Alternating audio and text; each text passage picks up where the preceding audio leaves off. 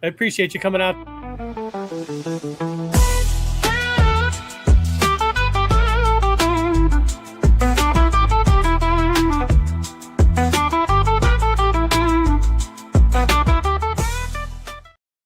Ooh, we are back with Thursday night Drip Music X artist interviews, and we have legend John Joseph in the house. John, how are you tonight? I'm good. I'm not a legend, but I'm here. I don't know, man. I say, guy, we'll get into it, but I'd say you are a legend in the music game, I like and the intro music. That was cool. We thought so we had some legends on the show before, but I think we do tonight. Yeah. yeah, I think so. Man, I've been around. I've been around. Whether that gives me legendary status, I don't know about that, but still Well, here, still grinding. well, your story is definitely one of legendary status, as you've been through a whole lot.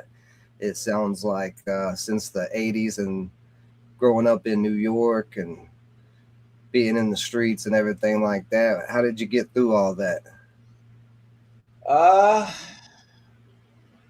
yeah, the story started in the '60s. My dad was a washed up prize fighter and got very violent. Decided to take it out on my mother, and we got removed from the house and placed into foster care in I want to say about '69, and bounced around and spent like 5 years in a really bad home.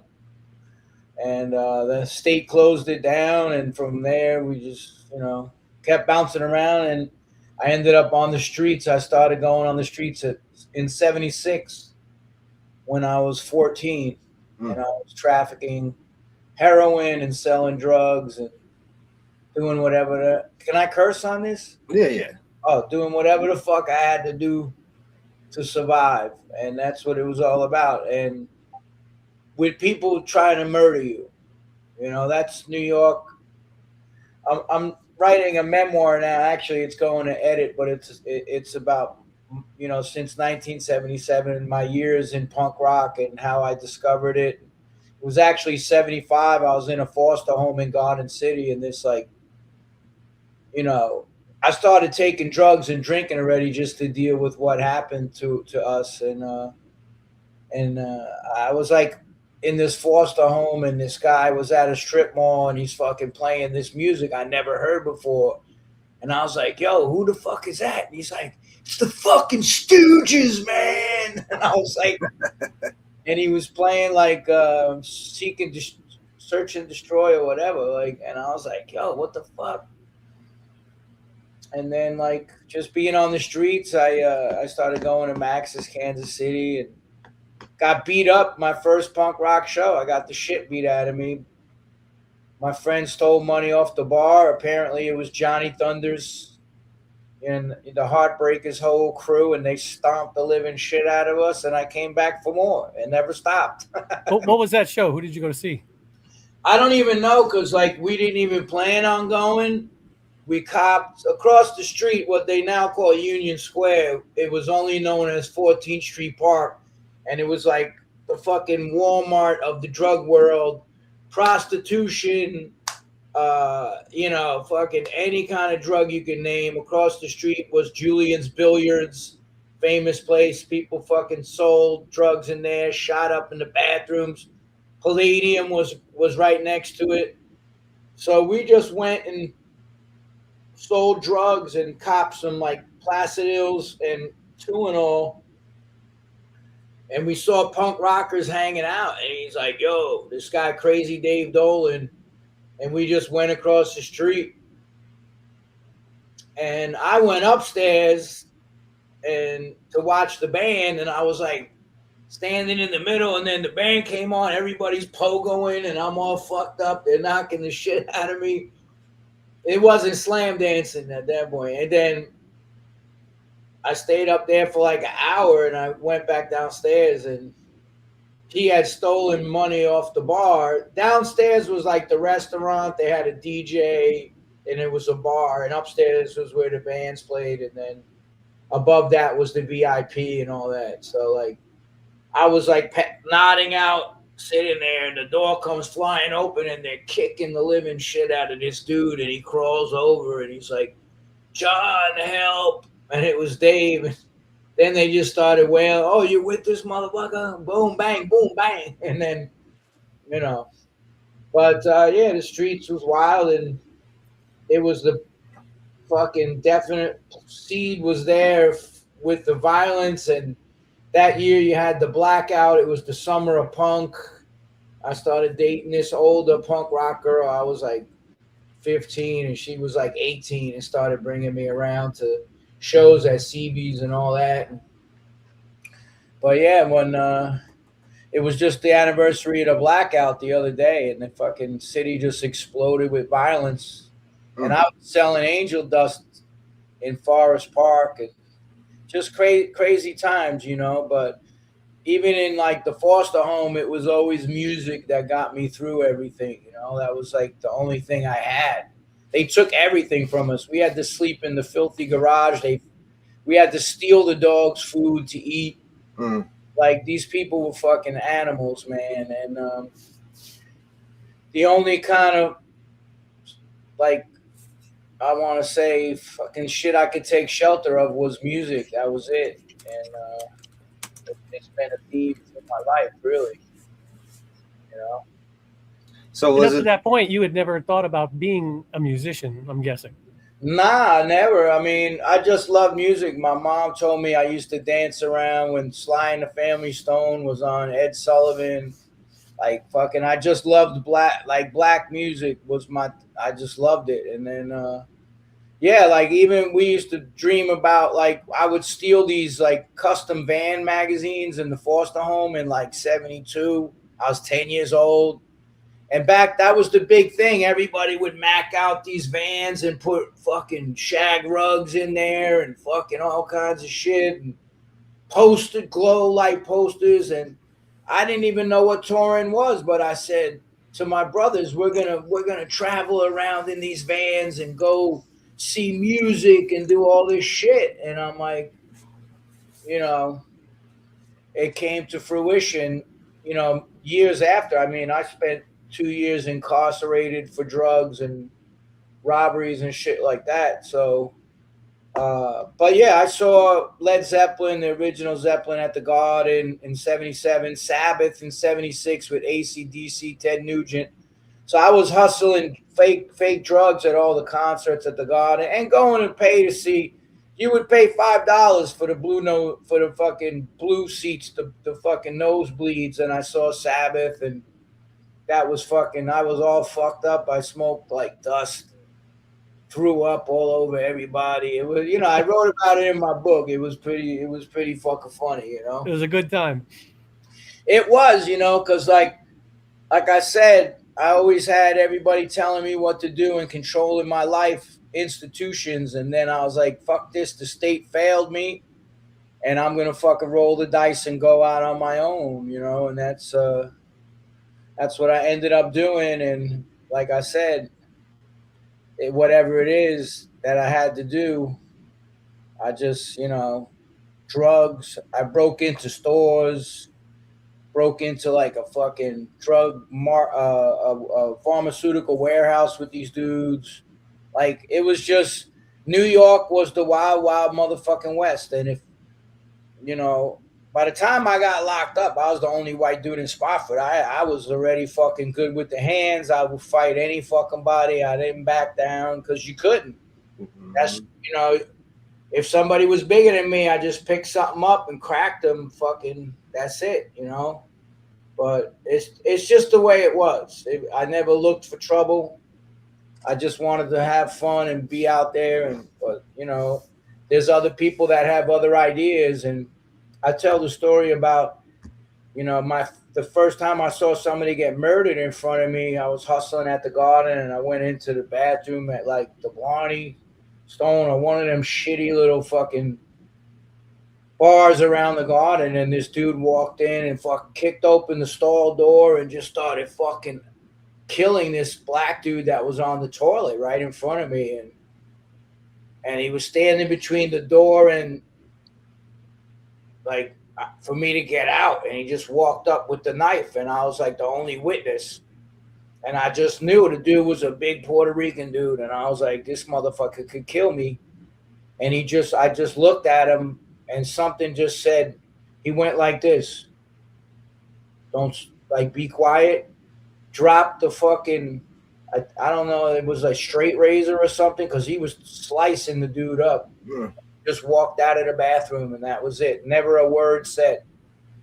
So that's the type of shit you would see constantly going on. It was a different time and a different world. So, you know, and then I'm going to the punk shows and rock shows and fucking, it's just a wild time to be in the city and be a kid and, you know, out there on my own. Where did you get started actually singing and fronting bands in the middle of that? I went, after I got out, I went into the Navy, but, you know, it was like kind of a fraudulent enlistment. The guy hid my fucking criminal record, and the fact that when I was locked up, you know, they made me see it fucking shrink because I was violent. That's the only thing I knew. So when I got to lock up upstate, you know, in Spofford and all that, I just would fucking snap if somebody fucked with me, and they put me on like Thorazine, and like I stopped taking that, but then they had me singing a shrink. And you know, when I got upstate, it was music, but I never dealt with what happened to me as a kid. So it was always like drugs was gonna fucking numb that shit and hide that shit. And when I went into the Navy, I went in with all good intentions, but I was an addict.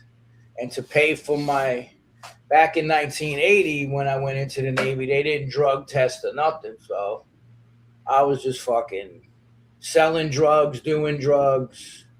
And then I met the Bad Brains in 1980. First, I met the Teen Idols and the Untouchables, which was Ian Mackay was playing bass with the Teen Idols. His brother was the singer of the Untouchables.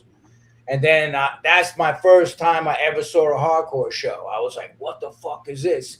And they had just got back from the West Coast, so they were slamming, and like I was trying to pogo still, and they were knocking the shit out of me. And within a week, I shaved my head. I wore the engineer boots. I looked like a DC kid, black flag shirt with the sleeves. And I was jacked, you know, and I was in really good shape. And then right after that, the Bad Brains played there. And then I just started going up to DC on the weekends and fucking out. And then New York, I'm going up in 1980, seeing all the shows up there. And I just finally was like, I caught a drug case. They popped me. This dude set me up.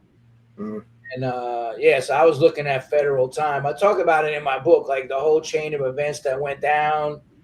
Like I beat up this redneck, and I was restricted to the ship, and I had a jaw infection, and they had to medevac me off the fucking ship by helicopter and back to Roosevelt Roads. And back then there was no computers, so they forgot to write that I'm supposed to be a prisoner. Like, you know, I had to muster with the fucking duty officer like 5 times a day on the ship. And then I got back to Norfolk, started going back to shows and all that. And then I just broke the fuck out because I was looking at, like, they were talking like, you know, 10 years in Leavenworth. And I did too. I was like, I ain't doing that kind of time. So I split. And the first person I ran into, I caught a ride with the Undead at the 930 Club, and Bobby Steele was in the original Misfits. I saw the New York license plate. I was like, yo, are you guys going home? It's like, yeah, this is the end of the tour. We're going back to New York. I said, hey, can I get a ride with you? They drove me up. They let me off on Avenue A, and there's fucking HR standing in the doorway on 171A. Rastafari, because when they played, we had this intense talk. And like he said, yeah, man, you know, I'll see you again and all this. And so we started rehearsing like He tried to hook me up with this fucking crazy dude who got murdered. My first time in my first band, the guitar player got murdered by bikers and shit. He was like, his name was Bob, and he was sleeping with some biker's girl that he was trying to get back with her. So they just killed him. Yeah. And then the Cro-Mags started right after that. Harley, me, Dave Stein was the Bad Brains manager, and then Dave Hahn, I'm sorry, the late Dave Hahn, and Dave Stein was on guitar. But HR was the first one that like put a mic in my hand. It was like, you could do this, you know, like he gave me that fucking strength and that faith. And honestly, the Cro-Mags broke up after like rehearsing for a few months, and then Blood Clot formed, and we were all the roadies of the Bad Brains. And the first time I ever performed, it was like, it just was like natural. Like it was, I just felt like either past life or whatever, like this is what I'm supposed to be doing. And I just fucking killed it. And that, you know, yeah, that was the first time in 81 on that tour with the Bad Brains, which I talk about because we went down south and the racism that existed. Nobody knew the Bad Brains were black. Dave Hahn, the manager, didn't put a picture of them. So we walked into this racist KKK. I talked about it a while back. This racist fucking biker bar, and they were like, you know, dropping N-words. What the fuck, y'all? You know, and Doc was like, yo, we're the band. And the guy goes, y'all ain't the fucking band, man. The Bad Brains are the band. And next to the KKK, support your local KKK poster was a poster of the Bad Brains and no picture. Like, oh, okay, here we go.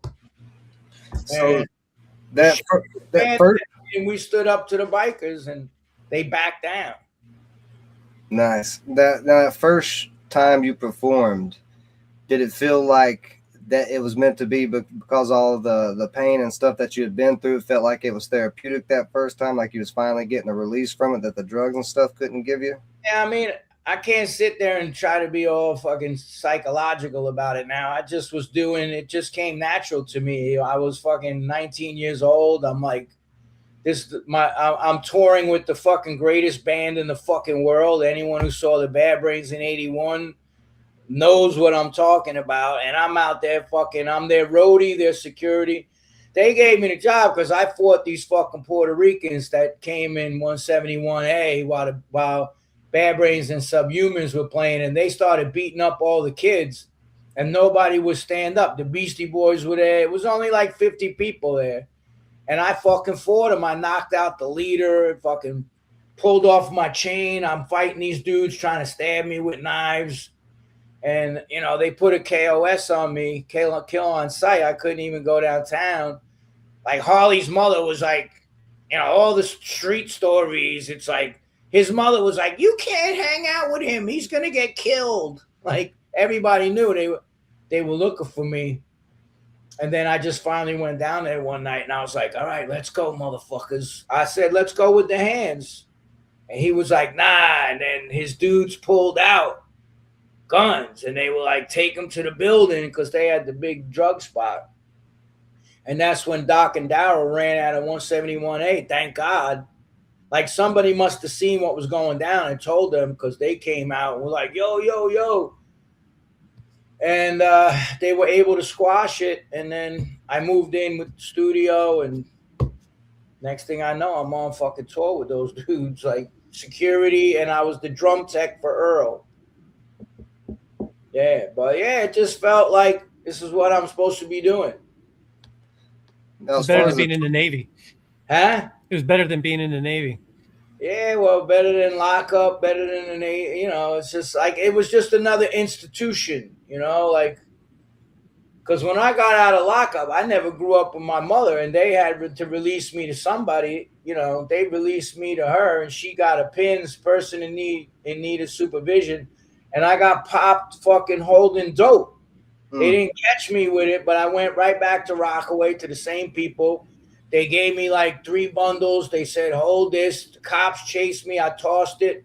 So I was facing another fucking charge. And then my mom was dating a Navy recruiter And he's like, look, man, I could get all this shit scrapped. You go in 4 years. My brother went in with me on the buddy program. And yeah, it was just another institution. But I was like, you're offering me jail or the Navy. I said, the state didn't raise no fool. Let me get the Navy. And you know, the old commercial was, it's not just a job, it's an adventure. And it was. I was fucking out of my fucking mind. I was wearing Sex Pistol shirts on the base in Norfolk in 1980, like the Destroy shirt that they had. Fucking, they're like, what the fuck? Crashed my car into the front gate one night. I was all fucked up on pills, and the Marines came out, and I just took off running. It was like, I just was like, this is another extension of, like, I did not change anything from my youth. I was using, I was drinking, I was fighting. Like the Norfolk punks, these rednecks came in and they wouldn't stand up to them. They would call, I fucking put a chair over one of their heads. I was like, even with the Puerto Ricans, I'm like, you know, I was in Spofford. I was in B3, the only white dude in the whole fucking facility in the South Bronx. The first night on the unit, I had to put a chair over somebody's head and knock out his friend. I just wasn't scared to fight. It just was a natural thing. I don't get in this whole, like, you know, psyching myself up or verbal shit. None of that. It's just a pit bull will wag its tail and fucking rip your face off. And I never got into, like, shouting matches or fucking any of that shit. It was just like, when someone came in my space, it was like, all right, you know, like the dude tried to stab me. That's why I fucked him up. The guy from the gang. He literally tried to stab me, and I blocked it and fucking bang, bang. 2 shots, took him down, banged his head off the curb. I was like, you know, it's just, that's what it was like. You know, anybody that was in Alphabet City, we had a saying, if you went to Avenue A, you were adventurous, B, you were bold, C, you were crazy, D, you were dead. And I'm down there fucking copping dope on C and D at 14 years old for a drug business these guys had in Rockaway Beach, which is where I saw the Ramones hanging out. And the whole punk rock tie-in. I think this memoir is it's like a punk rock memoir of all my years in punk up to the present. So, like, the shit that's in there is like the Saturday Night Live shit. I was on that when Fear played, and seeing the Clash all those times, and the Bad Brain shows, and like just amazing moments in punk and hardcore that I was there for, you know. Now, what was your favorite place to tour? Do you have one spot you just remember, like the most amazing show? I like LA, man, especially when we went out there in the winter time, because it was like fucking hanging out with the West Coast punks. And you know, all that slam dancing and stage diving, that shit started in California. Those guys from DC went out there and brought it back. So when we would go up from DC, I would ride up to New York with all the DC kids. We would put on, like, when Black Flag played the Peppermint Lounge or Circle Jerks at Irving, like, we would put on a fucking, like, demonstration. Nobody in New York was even slam dancing except for, like, James Contra, this crazy Russian kid, and everybody else was just like, you know, the same thing I did the first time I saw it. Like, holy shit, you're a spectator, and then one show later, you're diving off the fucking stage. So, yeah, I loved playing, like, London when we played there. That was a great fucking scene. Germany was always good. Berlin, you know, but DC was great. New York, nothing could top that, you know. No, do you have a story about where the worst place you've ever done a show at, or something crazy that happened that was real? That's like the worst so thing. many. Like, Texas was always weird. I want to say, like, we played Covington one time, and like it was the Jockey Club, and like these rednecks, like started fucking with our guitar player Paris, and I just fucking, like, I had a gallon of water, and it was funny because I punched this dude so hard with it that I knocked him out and woke him up at the same time. The fucking impact of the water hit him, and then.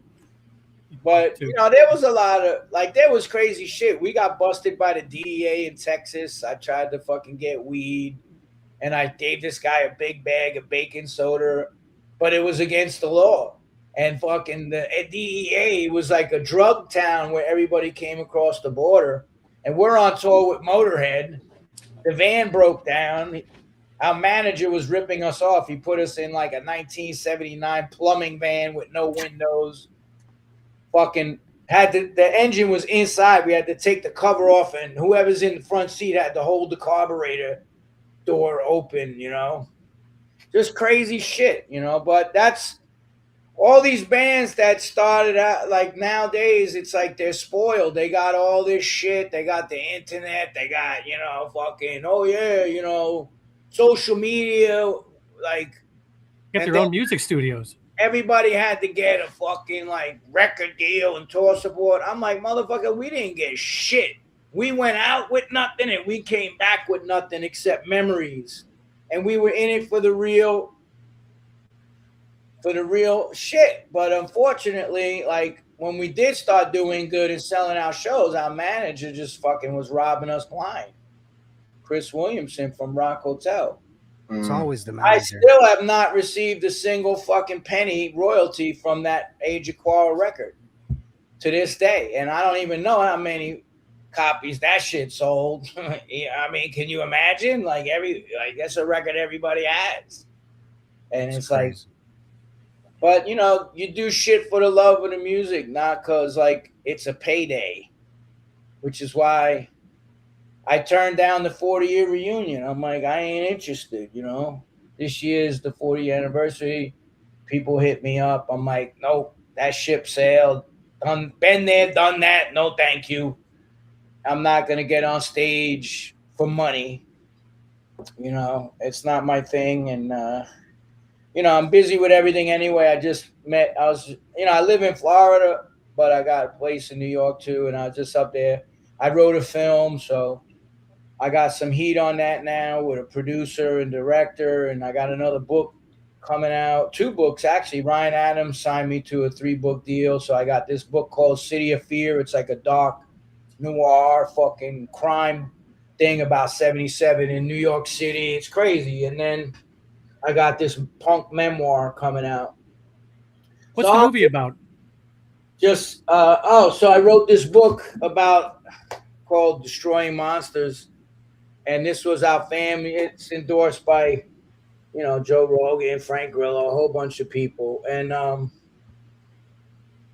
it's about what led me to that path of where, it's about this kid. It's really a story of about somebody and my mom, it's really like a family story, but it's set in the crazy world of. So from 1988, things happened in the Cro-Mags, and somebody who I considered my best friend ripped me off from the band, and I was like, fuck this. I quit, and I spun out into like 2 years of addiction. And that's the period that this book is set in, that the movie is set in.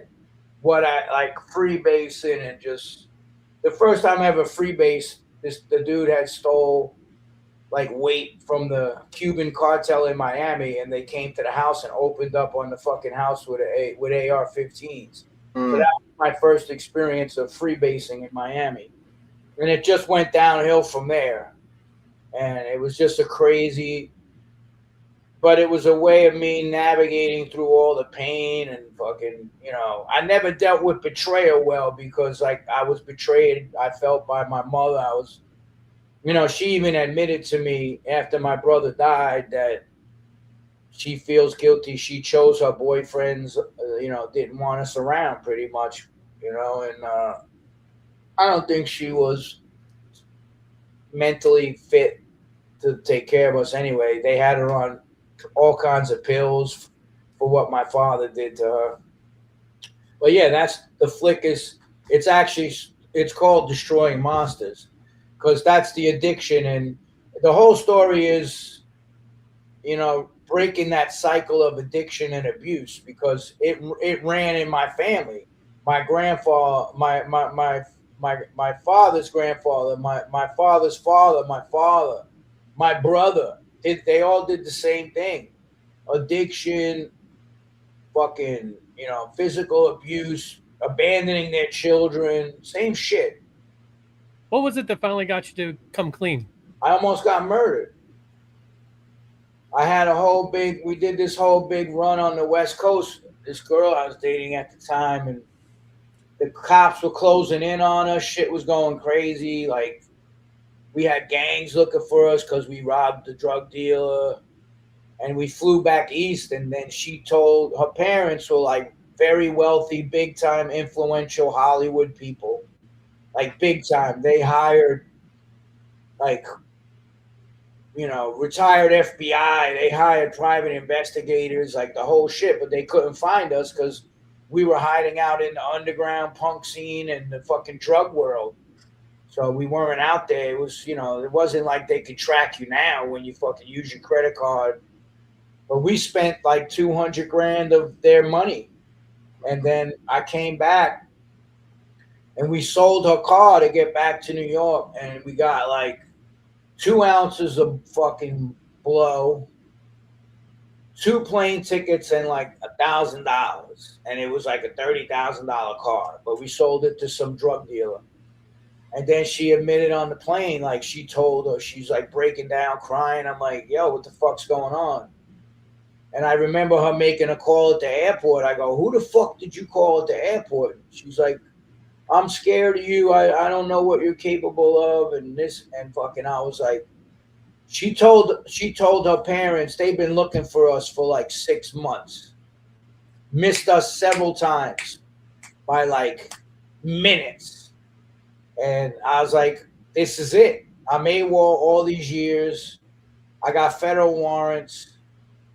And I was like, when we get to JFK, the cops are going to be waiting for us. And they were. So I made her walk off ahead of me. I put a baseball hat. I merged in with this family, went down the escalator. But on the fucking plane, when she told me, I go, well, the first thing out of my mouth was, back then, I brought 1 ounce of cocaine onto the plane. I was doing fucking bumps. This was like 88, no security, nothing. And I put 1 ounce I checked the ounce into the luggage on the plane. So as soon as she told me that, I was like, we got to sniff all the fucking coke in the overhead. And I'm in the fucking bathroom. I got coke all over my face. Okay. Reading the Bhagavad Gita to people like, you're all going to fucking hell. You're eating meat and drinking. And I'm like, out of my mind. And the stewardess is like, sir, sit down. You know, I'm going to have to call the police when we land. I was like, they're already going to be there. Have at it. And then sure enough, I got away. But never in a million years, as soon as she got off the jetway into the terminal, it was raining. All these fucking suits, fucking dudes in raincoats just swarmed on her. We got her, and I hear like, who's got eyes on him? And I went there. And they went outside to try to get me. They never thought in a million years I'm going to go get the fucking luggage from the carousel. And that's what I did because there was 1 ounce. So then I got away. I went to this crack house on Avenue C. Damn. This like black lady. And you would just go in there and hit her off. You know, aluminum foil on all the windows. Like one of those like shady murderers and shit like in there. And I got 2 ounces, and these fucking big ass black dudes are looking at me, and you know, like, and like everybody's just smoking crack. I'm cooking up freebase. That's the poor man's freebase. I got the real shit. So they're looking at me like, and I just sat down, and I had a big pile of rocks. Hit me in the fucking head with like a 2x4 or something. Knocked me out, took all my shit, beat me fucking bloody, threw me out on the street. They got all my money, they got all my coke, everything. I had nothing. And from there, I went to the Krishna temple in Brooklyn, and I said, if you don't let me stay here, because I was a monk there before, I said, I'm going to be dead. And from there, I climbed out of it from there, you know. I started being a bike messenger, got back in shape, trained with martial arts under Ron Van Cleef, started working out again, and just got, you know, put weight back on. I was down to 130. I put on like 35 fucking pounds of fucking muscle when I started eating again. So that was it. It took somebody. They could have murdered me, those people in there, but you know, luckily they just robbed me. But that was all, you know, enough sense for me to wake up. And you've been clean ever since? I had really, you know, I got clean for a while, and then I was dating this like model in New York, and we were going out doing ecstasy. I never did coke again, but we were drinking ecstasy, everything else, you know. And then I was like, my brother almost died, right, and he was dying, and I said, "Fuck this, man." It was like 1999 New Year's Eve, and I said, "That's it." And I've been clean since 2000 all the way to now. No drinking, 26 years, Ironmans, 14 Ironmans, just doing all this shit I just signed up for another one today. My friend was Special Forces in the Navy, and he's battling addiction too. So we said, hey, man, let's fucking do this Ironman together in Texas in April and raise money for his charity that he has, which helps veterans with PTSD and addiction issues after deployments. This guy did fucking 8 deployments to the Middle East. He spent 2 years in fucking Iraq. He had fucking TBIs. He's like this, and he's a punk rock motherfucker, man. Rancid. I had Rancid call him shit, Lars, fucking, because he needed help, man. He was like, you know, like when you get to that level of what these guys did, and then like they lose all their community and they're alone, their marriages break up a lot of times. A lot of these guys are fucking taking their lives now, and the government don't fucking take care of these fucking guys, you know. So yeah, we you know, I got, like I said, 20, like I coach people and stuff. I got a coaching business, and a lot of people they see what I've been able to do, and they're inspired, and they're like, yo, you know, I want to get clean. I got family. I had people call me that was like, dude, this guy wrote me on Instagram, and I happened to see it, and he was like sitting in his garage with a gun in his mouth, and he had done 10 years in prison. He got out. He was fucking up again. He had a kid, and he's like, dude, you know, I said, call me. And he called me, and I kind of talked him down off the ledge. It's like crazy stories with that stuff, you know, with it. And that's what I try to do now, is just help people, you know, stay clean and sober and be productive and really strive to do good shit in life. Because I'm like, if I could do it, anybody can. I was one of the most damaged, fucked up people around.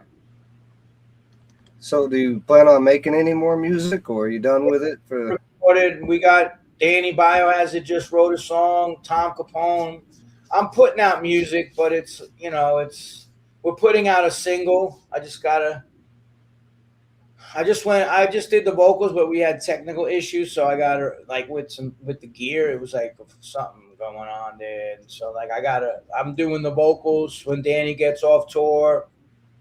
You know, do I want to tour anymore? No. Like I'm writing a one-man show right now too, called Made in New York, and it's about my experiences growing up in the city, how amazing it was, and telling stories about all the amazing people. And you know, like Chaz Palminteri had a Bronx tale. My tale is about the Lower East Side. He had mobsters, I had gang members and music. You know, that's the difference. But you know, Ditto Montiel said if he's going to try to get Chaz to come. I got the first show was at Jesse Mallin's club, October 8th in New York City. And one of my clients is business partners with Bobby De Niro. They did this big film production place called Wildflower Studios. It's the biggest television and film production place in all of New York State. It's like $1 billion project. He's like, I'll try to get Bobby to come out, So, and, New Yorkers are gonna dig it because it's a fucking. I tell 90 minutes of like real New York shit about how I think I got a unique story. Nobody done the shit as from where I came from to where I am. It's like. I just met with the producer. He's like, dude, you have one of the most insane fucking stories, and it's everybody loves a comeback story, and that's what you have. You did so much crazy shit and went through so much, and people get inspired by those. I mean, I am. I love to see somebody win. I never get envious of people when they've been through shit and they work their ass off and they get someplace. I'm like, God bless you, man.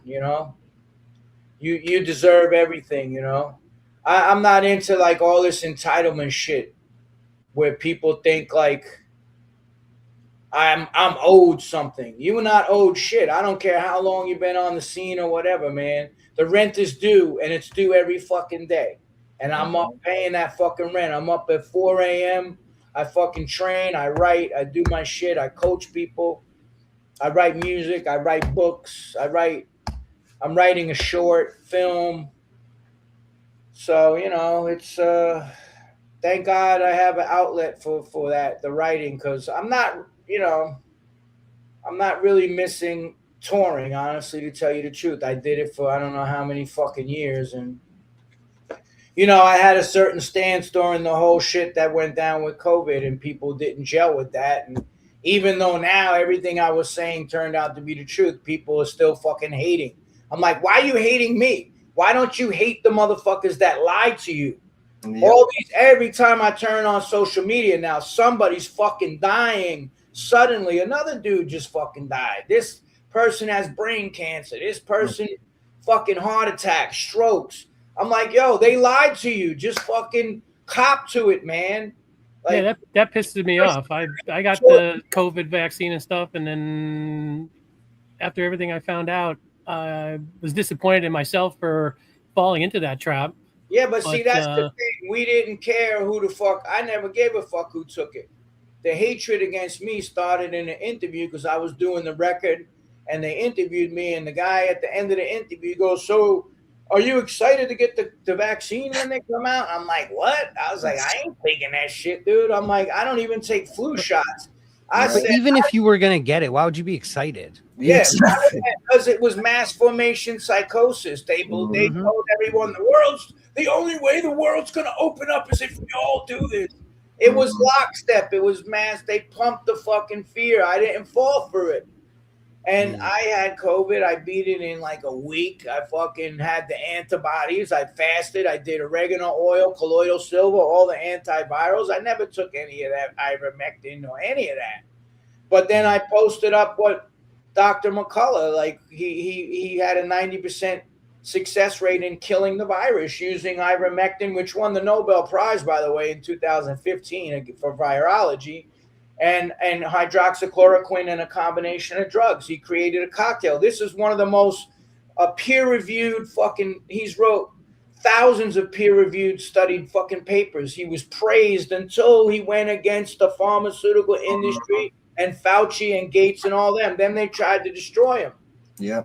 So I said to Joel Kahn, who sent me the video, and Joel Kahn wrote the forward on this book. He was another one of the doctors that stood up because he's a cardiologist, and he was seeing what the shots, myocarditis, and all this shit was doing to people.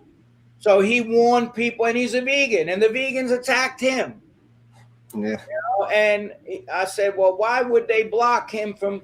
And he said, because the vaccines didn't go through the proper clinical trials, and so when you put in for EUA, emergency use authorization, for a vaccine that didn't go through the proper clinical trials, there cannot be a treatment. If there's a treatment, they can't get EUA. So they blocked the treatment, thus letting all these people fucking go home, get sicker. Then when they came back to the hospital, I've documented this whole shit from the inside not from me, from, oh, would you hear this on YouTube? No, I was talking to all these doctors that signed on to the Great Barrington Declaration, which most people don't even know that exists. Thousands of doctors and scientists speaking out against what they were doing. And when they came back to the hospital, even sicker, Fauci put them on a drug called remdesivir and a ventilator. Remdesivir killed over 50% of the people that they gave it to during the Ebola outbreak. The medical staff nicknamed that drug "Run, Death is Near." But Fauci brought it to scale with Pfizer. It became the protocol in all the hospitals, and it killed thousands and thousands of people. And Pfizer made billions of fucking dollars because every hospital it was all about money. That's what I don't understand with the punk rock scene. Everybody knew that previously, that corporations are corrupt, the media lies, don't trust politics. Now all of a sudden, I never changed. I'm saying, yo, slow to roll, homie. This shit ain't adding up here. Why are they locking down healthy people? They never did that before. Then they're giving obese people donuts and hot dogs to take a shot. What? Make it make sense. So all I did, was fucking say like, hey, man. And I sent Joe the video of Peter McCullough in front of the Texas Senate. And he goes, holy fucking shit. And then he had Peter McCullough on his podcast, and that's when they came after him. What people don't understand is in 2019, in October 18th, I believe it was, they had this pandemic fucking thing in New York, a mock pandemic exercise roundtable with Bill Gates and who the fuck else, and some the Bill and Melinda Gates Foundation and Pfizer and whatever. And the first thing they said in Event 201 was, we have to control the narrative. We are the ones saying what everybody else needs to be destroyed. First thing out of their fucking face. And that's what they did to Joe. Do I agree with Joe's diet? Do I agree with Joe's politics? No. I don't have to, because just because somebody's wrong on some things doesn't make them wrong on everything. And he got it right. And he was the only one that spoke up, and he had the biggest fucking platform in the fucking world. That's why they came after him. Yeah, they tried to cancel him. Yeah. They tried to cancel him from Spotify deal. But the thing is, all he said was, why is it only from one guy? That's not science. Science means you debate the science. There was never, and I just watched this guy today. I love the comedian. What the fuck is his name? He has a podcast. And he's like, he had somebody on, and he's like, I don't understand what's going on. We're seeing all these people get sick and die like we've never seen in our lives. And people are not angry about this, about what they did. Where is the anger that they had toward those of us, put them in camps, take their jobs? Where's all that anger toward the people that actually did this the most fucked up thing we've ever seen in our lifetime? Where's Tom Morello? All their fucking what is this big concert he's fucking doing? It's all bullshit. The largest transfer of wealth away from the working class to the fucking rich elite took place during COVID because they shut down everybody's businesses. Mm-hmm. But the stock market didn't shut down. Check all these motherfuckers that back that shit. They all invested in the Pfizer, the J&J, the Moderna, and the AstraZeneca. You look at anyone, including Trump, because that's what people said. I'm a Trump supporter. I never fucking support. How could I support him when he rolled out Operation Warp Speed? He just had the CEO of Pfizer in the White House 4 months ago, praising him for the work he did during COVID. What? Putting out a drug that's harmed millions of people? People just make shit up and then they run with it. And it's like, it doesn't even matter if something's true. They just put it on the internet and then everybody starts fucking believing it.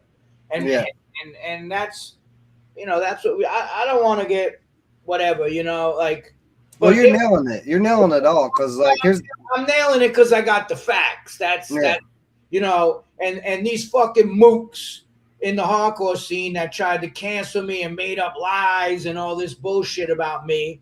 Whatever. Now they have to eat a bag of dicks because they're fucking wrong and they can't take it. So now they're spitting on some other shit. But I don't give a fuck because I never changed. When I heard Bad Brains FVK in 1980, You know, the bourgeoisies that better watch out for me all throughout the so-called nation. We don't want your filthy money. We don't need your innocent bloodshed. We just want to live. We just want to end your world. I never fucking strayed from that philosophy. Us against them. They made it us against us. Yep. They divided into camps, and it's the unvaccinated. They're the fucked up people. Well, now they're wrong. Where's the apologies? My brother died from he was an addict, but he had a major stroke after the booster. The VA made him take it. So, like I said, I never judged anybody for doing what the fuck they wanted to do, but, you know, all these people spit so much fucking hate towards us, and now they look like fucking idiots, so they're just like, move on. Why are you still talking about this? Because people are fucking dying every day. Every fucking day. The dude from 120 Minutes just died.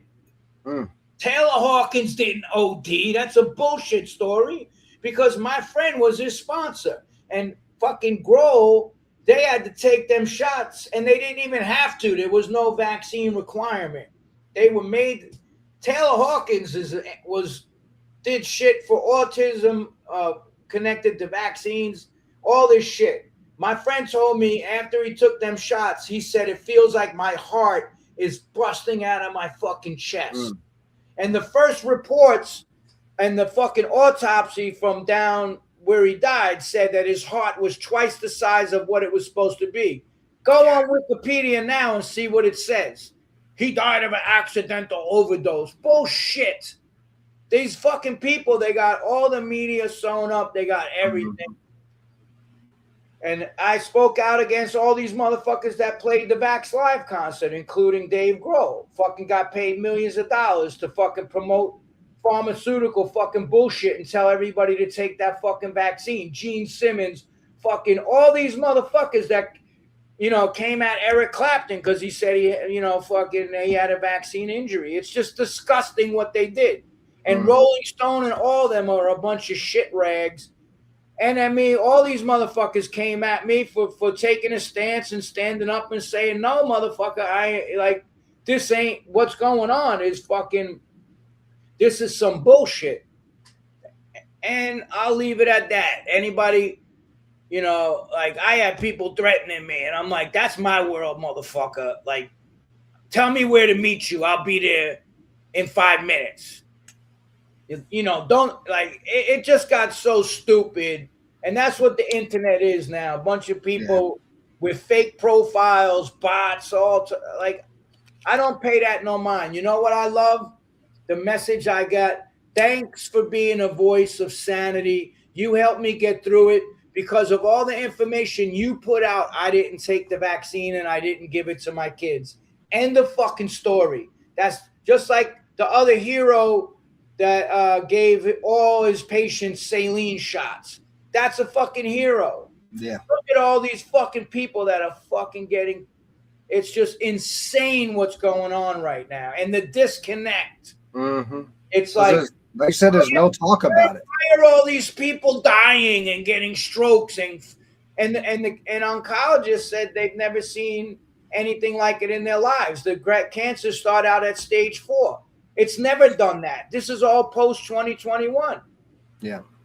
And it's the mRNA fucking gene therapy. They didn't even take a vaccine. To call me an anti-vaxxer shows how fucking stupid they are to begin with. You don't even know what you're talking about because you took a gene therapy. You didn't take a vaccine. Yeah. I'm not anti-vax. I'm like fucking bullshit. Like, you know, it's like they had to label you with this, that. Anyway, I don't want to harp on that shit till the end of the interview, but you know, I saw it today on our post when I was promoting the show tonight, and all the people coming out and hating, and I was like, "Who was?" When I posted the promo for tonight's show, you know, there's a lot of comments, you know, about being an anti-vaxxer and all this stuff, and I just shaking my head, being like, "You guys." But it's not even anti-vax. You took. I know. You know, it didn't stop transmission or infection. They admitted that they never even tested it for that. So they don't even make sense. They're just parroting shit that the fucking government told them to say, which call yourselves a metalhead or a punk or a hardcore dude is fucking ludicrous.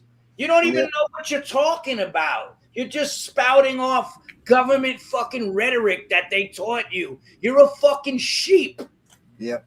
That's Yep. basically what it is. But listen, even my girl said, I don't know how the fuck you dealt with all the shit that came your way. And you know how I dealt with it? I doubled down on my meditation. I doubled down on my training. I wrote books. I trained and finished an Ironman. I started a coaching business. I took all that shit they did and made it and used it as fuel to kick fucking ass. I put out the Souls record of Blood Clot. They were calling up fucking distributors and saying, if you carry the record, we're going to boycott you. Like, what kind of shit is that? What kind of fucking shit went down? It's unbelievable. And they still, anti-vaxxer. What are you, the spokesperson for fucking Pfizer all of a sudden? Like, you do realize they paid the largest fine for fraud in history, right? $2.3 billion fucking dollars. J&J had to pull their drug. Look what they did with the baby powder. Moderna, same thing. AstraZeneca. Lawsuits out the wazoo. You trusted people that are basically fucking criminals. And Fauci, what he did during AIDS, and Bill Gates, you trusted the most despicable people on the planet, and you turned against your own. And you still want to keep that rhetoric going. Anti-vaxxer. They don't even understand, like you said. All you motherfuckers that came at me, Enemy, all these magazines, Rolling Stone, all you motherfuckers that did hit pieces on me, let's circle back. The only one that did was Lamb Goat, and I did an interview, and you know what they said? Why are you giving that motherfucker a platform to speak? See, now they're into censorship. They want everybody to be censored because, whatever it is, it is. I don't care. I don't give a fuck. I don't care if I never fucking play another show again as long as I live. I know I fucking spoke up, and all the records I put out and the lyrics I wrote, I actually fucking stand behind them. Where's any other hardcore fucking band that spoke up during that? Name one. Name one that had a platform of what I had with the Cro-Mags. Any of the top bands in hardcore. Name me one band that called out that shit. None of them did. That's on them. That's not on me. I'm going out on my fucking shield, not on my knees. End of fucking story. Yeah, and I didn't change, they did. Yeah, they didn't want to lose those paychecks. They're scared to lose that money because it was coming from. I had bands writing me, dude, I agree with you 100%. I just don't want to get canceled. I said, well, then you're worse than the fucking people drinking the Kool-Aid because you know this shit's fucked up, but you don't have the courage to stand up. So everybody that got to stand there with their dicks in the fucking wind alone because you motherfuckers won't come together. Where's all the unity shit you preach? Right. It's all cosplay, man. I don't give a fuck. You can hate all you want. I ain't going nowhere. I'm still here. I'm still making music. I don't care if 10 people come to my show. Those 10 motherfuckers are all about it. And I come from the scene when there would be 10 people at a show. It's not quantity, it's quality. Yeah. I don't need all these motherfuckers. You want to hate the fuck away. You're hating because you drank the Kool-Aid. Sorry, but that's on you. And now we got AI where people don't even know what's real and what's not anymore. People putting out AI videos. Look at all the AI data centers being built. They're surveillance centers. They're putting in the grid for the digit. This punk rock book, I fucking bring up a lot of shit, dude. It's not just, it's a memoir. So it's everything I've seen from 77 or, all the way through everything that I've seen go down. It's a memoir. It's my experience, what I witnessed and what I'm seeing go down now. And COVID was just a test run to see how far they could fucking push people. And nobody stood up. You think they're going to stop? They're bullies. They're going to roll over everybody with the next fucking thing. We're one false flag away from fucking digital gulag in America. Yeah. And people are so stupid, they don't even see what's coming. It's already in China with the digital China for what they did during COVID. Really? They fucking welded people into their apartments and dragged them off the fucking street. You're down with that? I'm not down with that. I'm down with free fucking speech, baby, and living free and all the rest of the good shit, So they have the social credit score and stuff. That's the Dude, digital. that's coming here, bro. Look what they did. How since they killed my first account with 150,000 people on it. Mm. And you know who kept reporting my page? Hardcore people. When Joe gave me a shout out when my page got killed, within like 2 weeks, I had 30,000 people again. You know what? My friend sent me a screenshot. He's like, "Yo, look what these dudes are saying," and it was like, "Yo, his page got a lot of people again. Keep reporting every one of his posts." That's hardcore. That's the hardcore fucking punk scene. It's ridiculous. Yeah. That's why I say I never changed. I stayed the same. I'm making music. I don't care because like I was there since the beginning of hardcore. I was there for punk rock in the 70s. I saw the birth of fucking hardcore.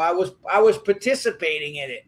So like I took the shit as like to whatever umpteenth fucking level. And I never sold out. I never did shit for money. I always put my heart and soul 100%. I'd be out on the road running fucking 10 miles in the morning, training for fucking Ironmans on the road. Every time I stepped on stage, I left every fucking ounce of my shit on stage. Like I never fucking did shit for the money. I always put my heart and soul. And that's the way, if this is the end of my whole shit, nobody, I don't give a fuck. I really don't care. It's not a popularity contest. I'm not in it for the likes and the followers. I don't care. Even now, I got 115,000 on my page fucking that are like, yo, we fucking support everything. I'm glad you fucking stood up. You're one of the few in the fucking scene and all the rest of the shit. And I'm like, what can I say, man? I have other avenues to express myself through film and fucking, you know, live shows, stand up, whatever the fuck, you know. So I really and I'm doing music too. You know, Will Shepler, the drummer that was with AF, said like last year, he's like, yo, I fucking just heard the Souls record. I can't fucking believe this shit. It's fucking great. What? How come yeah, because they hit up all the distributors and the label and said, if you fucking carry this record, we're going to boycott you for speaking up against what the government was doing. I'm nowhere near as big. My YouTube channel was demonetized a few years ago during that time, you know, and that small channel. They even hit people with small channels like crazy. Dude, they went after everybody. The woman just came on, the fucking CEO of YouTube, and said, yeah, we zapped fucking thousands and thousands. Anybody who talked against what the government was doing during COVID, we got rid of their account. Like the censorship on government order. Right? Yeah, like, not just like, oh, we're gonna do this on our own. Like the government made them. Yeah, they stepped in and they were like, take these motherfuckers. It was what was discussed in Event 201. Control the narrative completely. And the first thing they said was, with all these other platforms besides the mainstream media news, it's very dangerous that we let these people have a voice.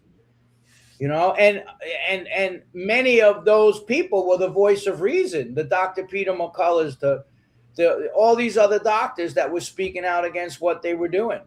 And, you know, and all the so-called conspiracy theorists, you know, theories turned out to be true. It's really wild. And if you don't want to accept it because you hate me, then that's on you. But if I was you, I'd be looking how to get the spike protein out of my system instead of writing bullshit about me on social media, because 5 to 7 years, they said we're going to see massive side effects of them shots. And we just hit 5 years, and now look what's happening. Mm-hmm. Nobody could fucking deny what the fuck is going on right now unless you're a fucking, you're so fucking brain dead and brainwashed that you don't want to accept it, or your ego is so out of control that you won't accept it. You know, it's like I never changed my position on life or helping people or whatever. And, you know, I tried to, you know, I'm a New Yorker though. If you come at me and I'm not just a New Yorker, I'm a motherfucker that, you know, you're going to cancel me on social media. Whoop-de-fucking do. I had people try to cancel me in real life. I have people try to fucking murder me. Get in line, Schmedrick. You ain't shit. You keep talking all your shit. I don't give a fuck. They thought I was just going to fold and have a nervous breakdown. I'm like, fuck you, motherfuckers. Let's go. And that's just Because when I'm right, I'm not going to fucking back down. Even when I discovered all the corruption in the Hare Krishna movement, I spoke out. Everybody hates me for that. I'm just like, I don't really care. Why are you letting this guy come on? Why not? Why can't we? What, you still going to believe the shit that you were told? Like, what do you live under a rock? You don't see what's going on right now with people's health? It's like, it's absurd. Well, they got us trapped, you know, because there's a lot of poverty, and people who aren't in poverty are having to work 50, 60 hours to just be somewhat middle class and whatnot. So they don't even have time to really think and critically think. Society. That's what people don't realize. It's the new serf society. Yeah. They're making all these rules when they go to the World Economic Forum meeting in Davos. Rules for thee, not for me. You know, they want us to fucking eat bugs and fucking not travel and live in fucking 15-minute cities. They're traveling on private jets, eating whatever the fuck they want, partying. Look what they did during COVID. They locked all of us down. You weren't allowed to see dying relatives, but they were going to parties and dinners, and Nancy Pelosi was getting her fucking hair done at salons, and they did whatever the fuck they wanted. And the guys in England had going to fucking parties and shit. And then comes out Epstein Island. We got all that that's going, you know. See that, the timing on that shit too. Mm-hmm. The Epstein and my friend's 2 daughters in New York City got caught up in that shit in the ballet school and disappeared for 5 years. So I got skin in that fucking game too. You know, and it's all the same people, you know. It's Bill Gates and all of them. He got caught, and the whole shit came out, and it was this huge story. All of a sudden, COVID became the big narrative. Mm-hmm. And the same people who were going to the island, Bill Gates and all of them, was involved in it. And they were all these fucking, I don't even call them elites. They're fucking dirtbags. They're not elite. Elite, little hats, an elite athlete or a spiritually elite person. These are the worst fucking subhuman motherfuckers on the face of the earth, what they were doing to these kids. And you know, the files were there, and then Trump gets into office. Oh, it's a left-wing conspiracy theory. Yeah, protect your homies, bro. You know, and it's like, I really don't care. Like, that's why I'm down here. We're looking to get a self-sufficient farm. You think this shit, they're done with this shit, man? No. They're gonna lock this motherfucker down. So you mentioned it, the World Econ Forum. A fucking EM, whatever that is, electric magnetic pulse, shut down everything. Klaus Schwab was like, the frightening scenario. COVID looked like a minor inconvenience if the grid goes down. Yeah. And they got shit planned, dude. These motherfuckers planned this shit out. 9/11, people still believe that bullshit. I was in New York City. I talked to the firefighters that said explosions were going off in the basements of the fucking buildings. Damn. You know? And when you got everybody on a list, you could control whoever the fuck you want. Yeah. All of that shit was a Mossad CIA operation to blackmail people. That's what all of that shit is. They got these motherfuckers doing horrible shit to children. And it's like, oh yeah, you think you're gonna fucking speak up against, how about we release that video footage and see what the fuck happens to you? They filmed all these people doing that shit, man. Yeah, yeah. You know, but it's like, you know, listen, I stuck by the ethos of punk rock, man. Question authority, number one. And I did. And I still do. And now I'm just like, you know what?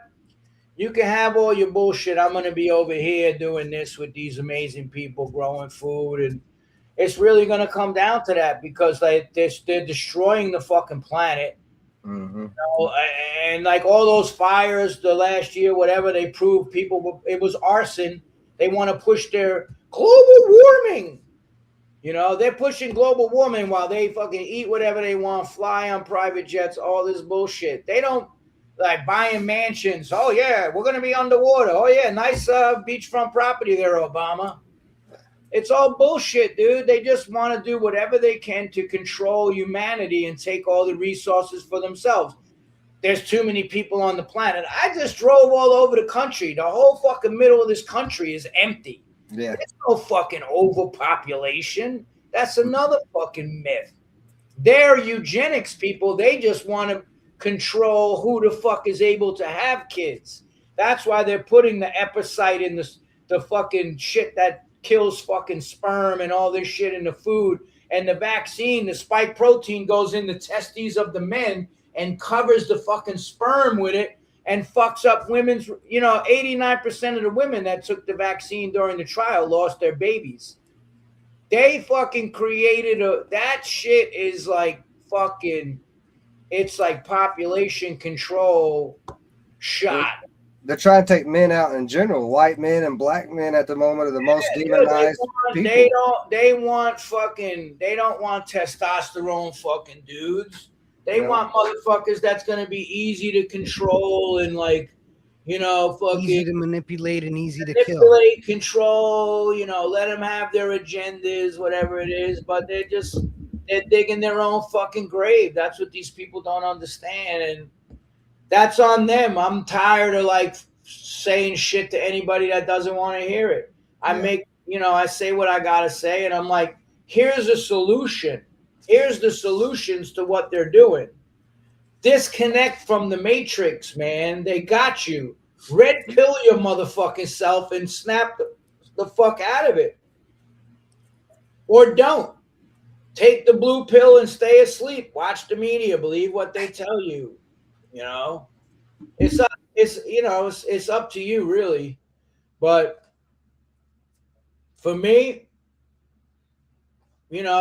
like I said, I'm next year will be 50 years I'm involved in punk and all this shit, and I'm like, I never sold out. I never backed down.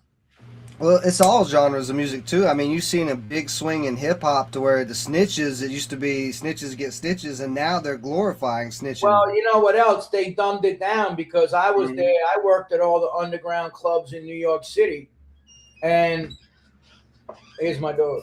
And what they did was they anything that had a socially conscious message, they didn't push. People have said that they infiltrated hip hop and started pushing the gangster culture and the drug culture and the sex culture, and they just dumbed that shit down. Mm-hmm. I believe that they did that.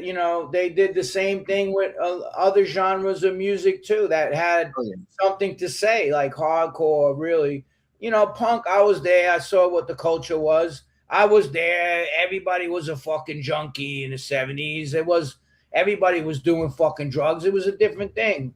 Hardcore, when it started in the 80s, started being about something, and people were talking about like shit that was important, not just like dumbed down bullshit. And I really think that infiltrators came in the fucking scene and were like, tried to dilute the message and fucking just all the crazy shit. Like, I honestly thought when COVID hit, I would look behind me and there would be a fucking army. I looked behind me and there was like fucking 2 people.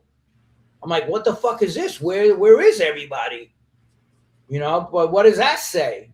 Everything these motherfuckers preached for years, now all of a sudden it's just like that shit don't matter no more. But they do it everywhere, man. Their job is to dumb fucking humanity down, dude. They do it. They tell you to take drugs and alcohol and fucking watch stupid fucking shit on TV and all this stupid shit and argue amongst each other over politics, left wing, right wing. It's 2 wings of the same bird. And I say it's a vulture at this point picking the carcass of a dying America. And it's happening right in real time in front of us. These motherfuckers, it's like the WWE. They act like they don't like each other. Then they go fucking have drinks and laugh about how they pull the wool over everybody's eyes. And sacrifice babies to Moloch. Yeah, exactly. You know what the fuck time it is, man. All that shit, you think like all that shit. Like, I talked to the detectives that saw that fucking Anthony Weiner laptop, dude. And the shit that was on there, that in the file that said insurance, was some wild shit, dude. Wild shit. It made seasoned homicide detectives vomit and cry. And I think 9 detectives supposedly committed suicide that saw that computer. Yeah, but wait. And took it. Wait, Hillary Clinton suicide. Hillary Clinton, it was whatever her name is, was married to Anthony Weiner. And he got the computer, he got the file called insurance. And it was like crazy shit on that fucking computer. And they want to make you think it's all wild shit and like, oh yeah, we eat babies. Yeah, you do drink adrenochrome. You people are fucking crazy, man. You people are fucking demonic. That's why I wrote the song that's on Best Wishes, Crush the Demoniac. They fucking dude. These people, they're like, you know, they're from like subhuman fucking worlds and came here to create havoc and destruction and do crazy shit. You know, because I read the Vedas too, just to end it on a spiritual note, and everything that they said they predicted of Kali Yuga, it's starting to happen. You know, like the Iron Age of Quarrel and Hypocrisy. Where do you think I got the name of the album from? From the Bhagavatam from India when I was a monk. I named that album.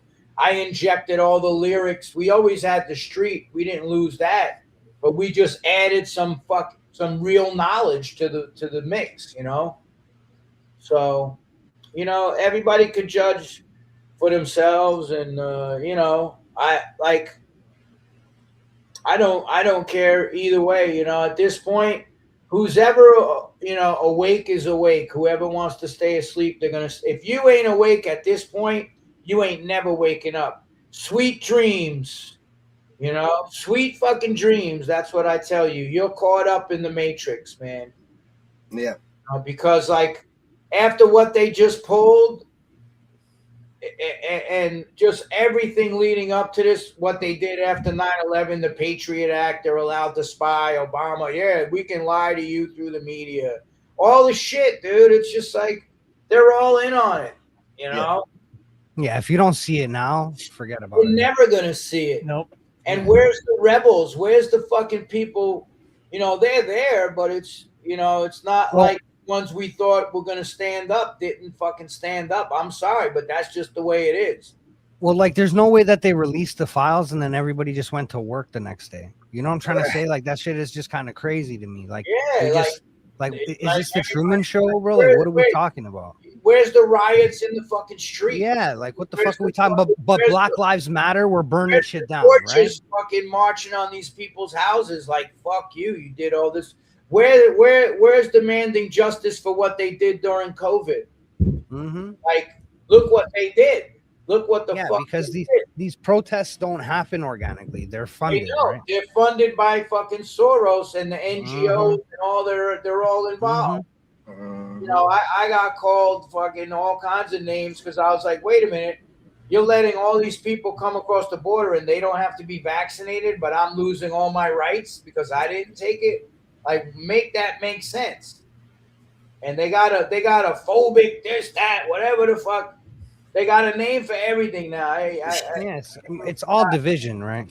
That's what it is. It's that you can't question sanity and like, how are you letting a dude that murdered 10 people in a gang in Mexico into this country? And it's just like, you know. But then the family running away from people like that can't get in. Yeah.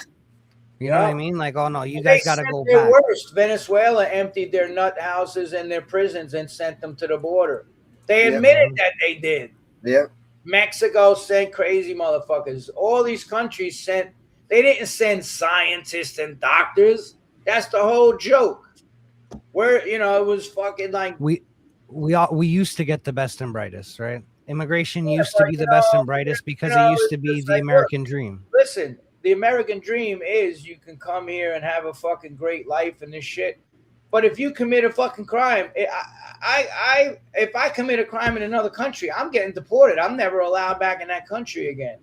Yep. Like, how is motherfuckers committing all these crimes and raping people and doing all this crazy shit, and then like this guy just released all these dudes from Rikers Island and refused to have them deported, and they were fucked up gang, like 5,000 of them, fucked up gang members that did fucked up shit and criminals, and they were supposed to get deported, and they just released them back into the city because they want chaos. Yeah. That has nothing to do against. Don't even tell me.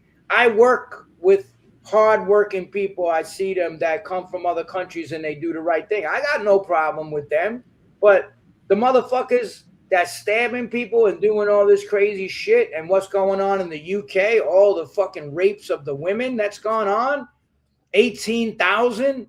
It's like, it's just insane what they're doing, and it's to destabilize nations so that they can come in with their one world government, and that's what they want to do.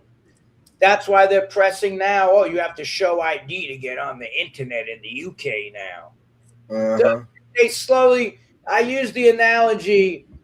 They take one link off the chain of the dog, little by little by little by little, and eventually the dog is fucking pressed up against the fucking wall and can't move.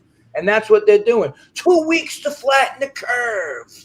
It was more like 3-4 years to flatten your fucking life when everything was said and done. Yeah. Is the curve even flattened? You still got people wearing masks and shit right now. You fucked up so many people. Like, thing about that too is like psychologically, how many people did these people fuck up? Yeah, but here's the other thing which I stated.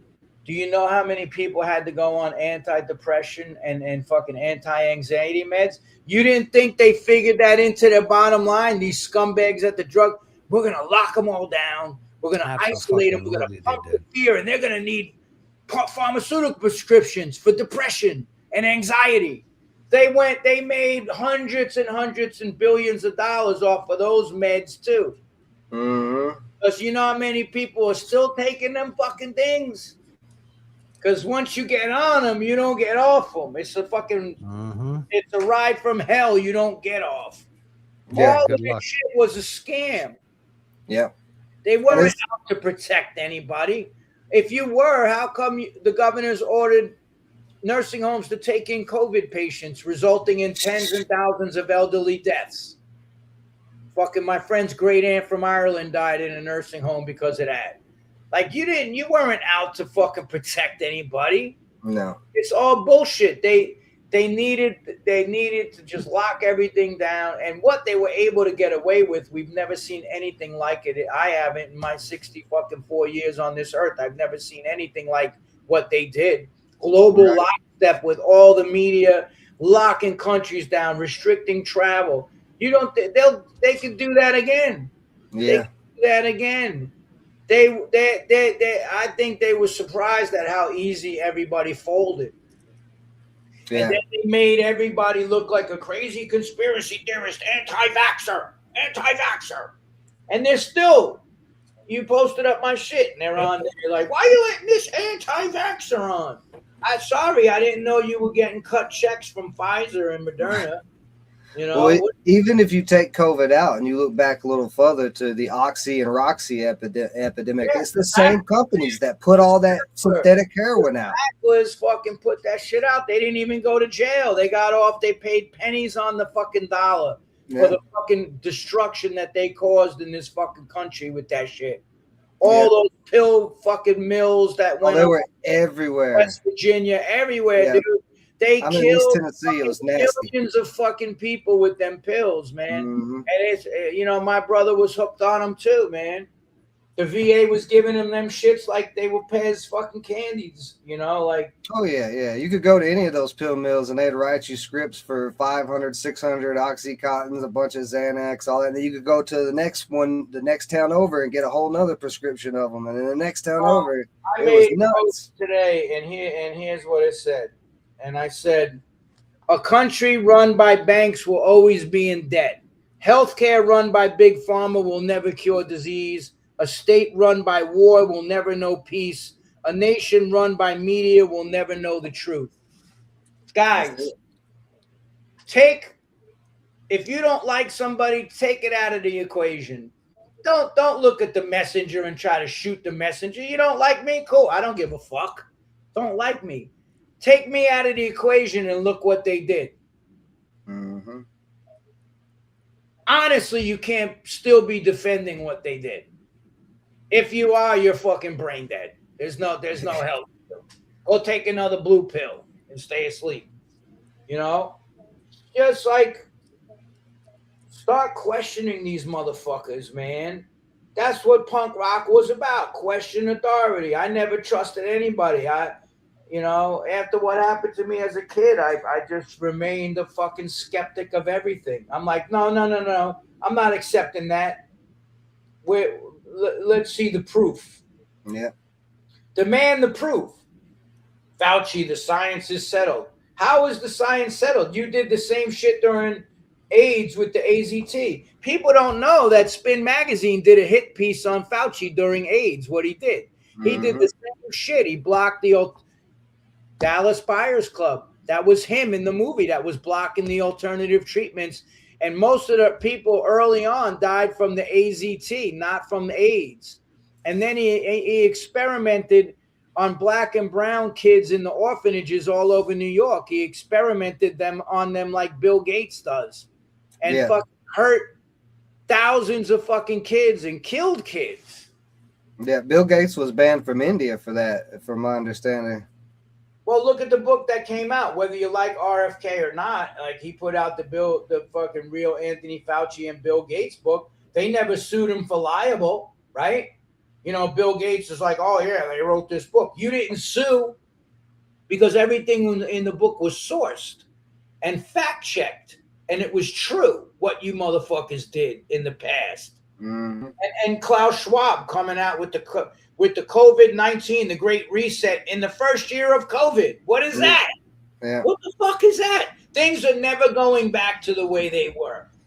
They said all the messaging. Yeah. They're telling you where they're leading everybody, and you're just fucking being led like a fucking lamb to the slaughter, man. Yeah, and they've got a website, the World Econ Forum website. And if you scroll down to the bottom of that page, there's a partners list, and you can go through that partners list, and it is all the big companies, Google, IBM, it's everybody. They're controlling the whole fucking shit, dude. They got it sewn up, you know?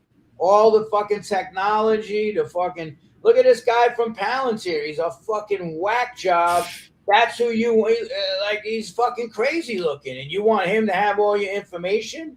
Fucking nah, man. I don't want anybody to have my information. Well, they got it, you know. Oh, Especially not that creepy motherfucker. You know, like, the only way is going to be fucking kill all these things, disconnect from the internet, go live your life, get off the grid, solar power, have a fresh water source, and fucking grow your own food and live a fucking simple life connected to the earth. And I chant Hare Krishna still. And that's simple living and high thinking, man. That's what it's all about. And, you know, I'm glad that I got to go through punk rock and hardcore and all the rest of the shit and see reggae bands and fucking the early hip hop shit. I got to see the best shit ever.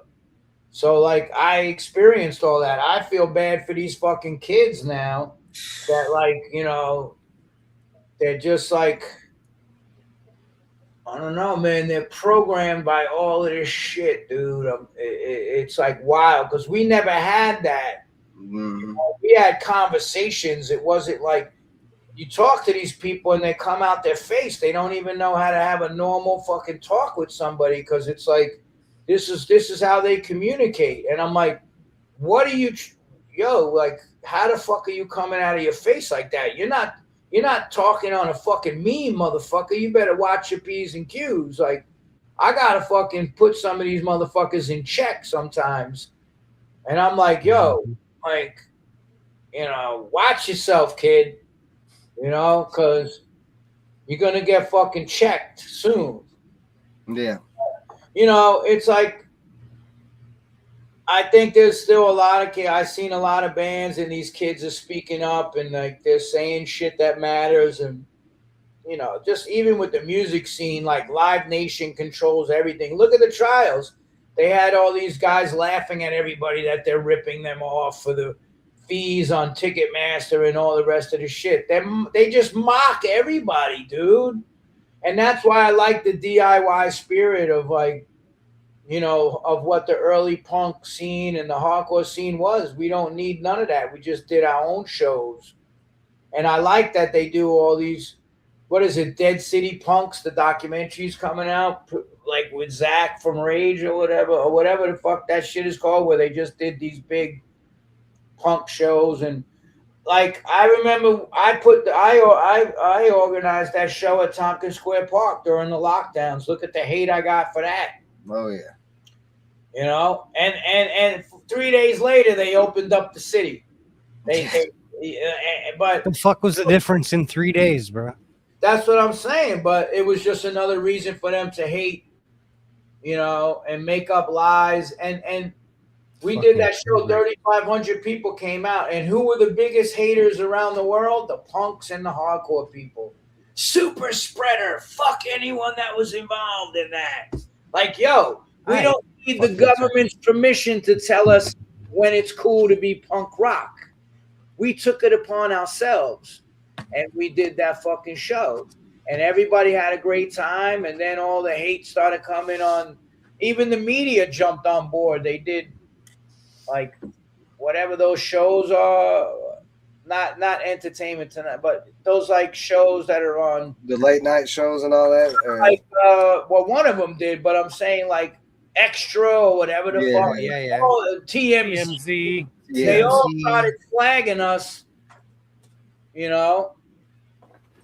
Thanks for the promo.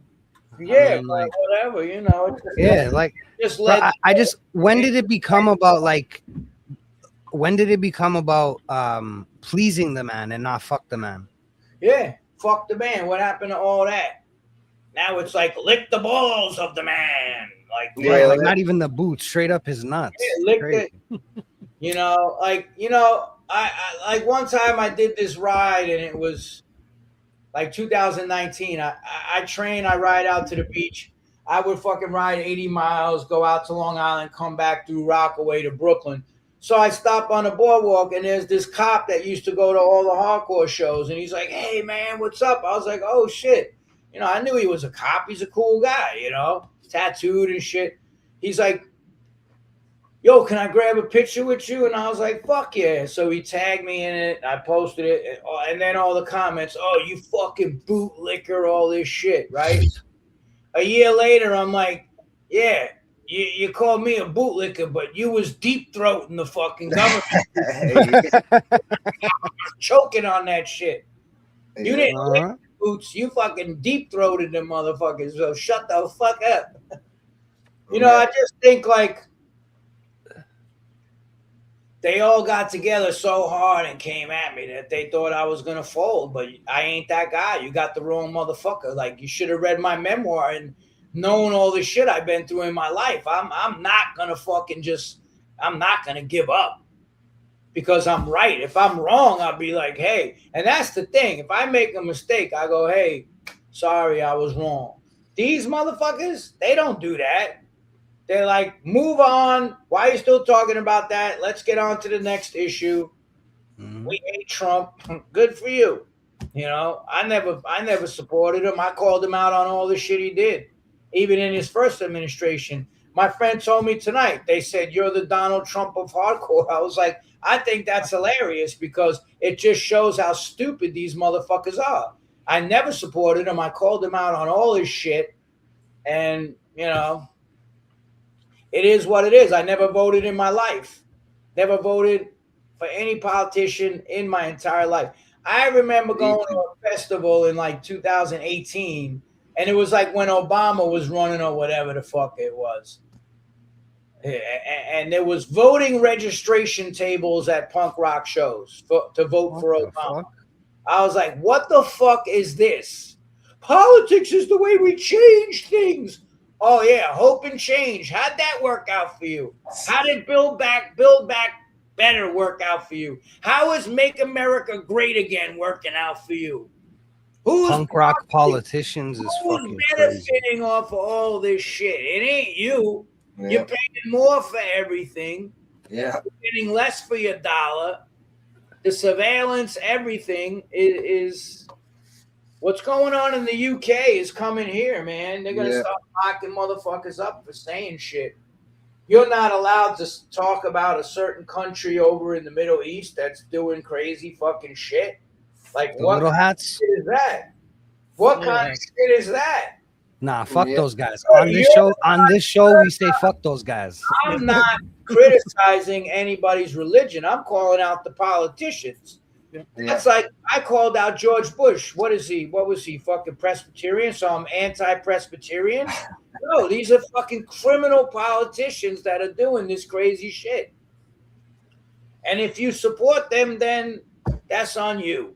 You know, USA, USA, USA.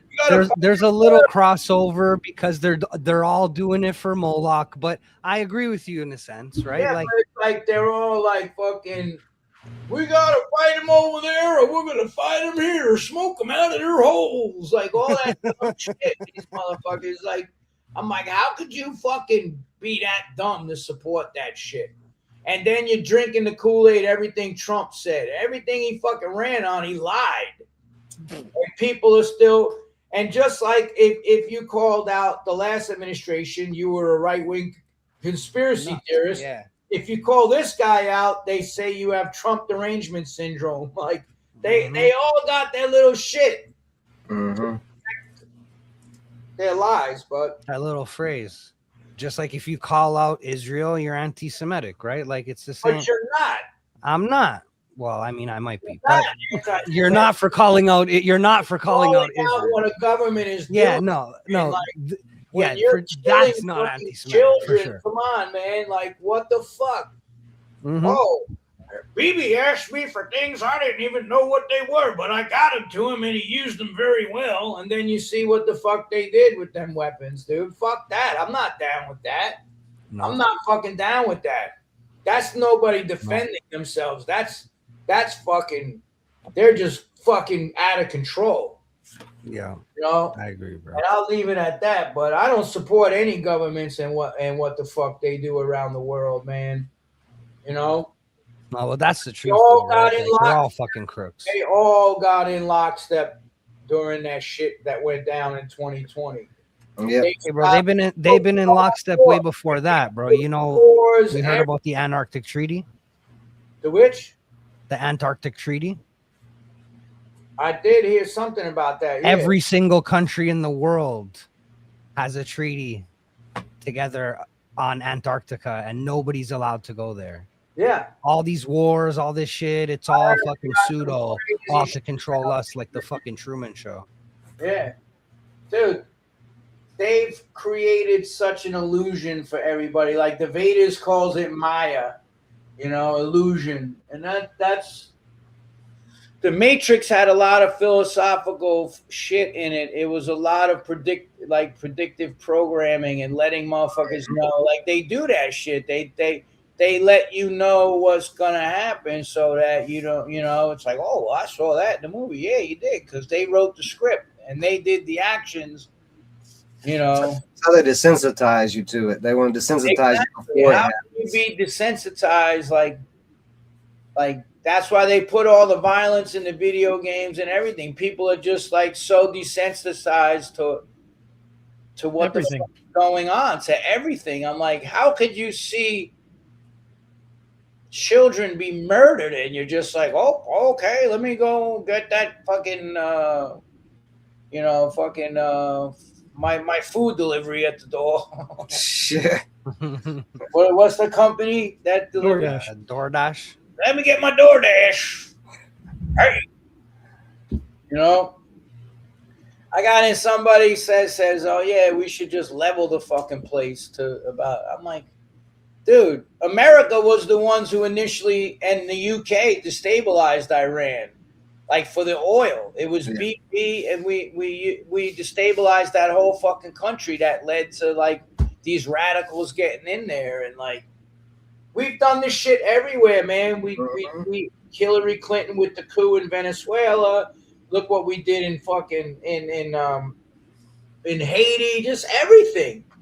We're the most despicable country with what we do to other countries, and we act like we're the good guys.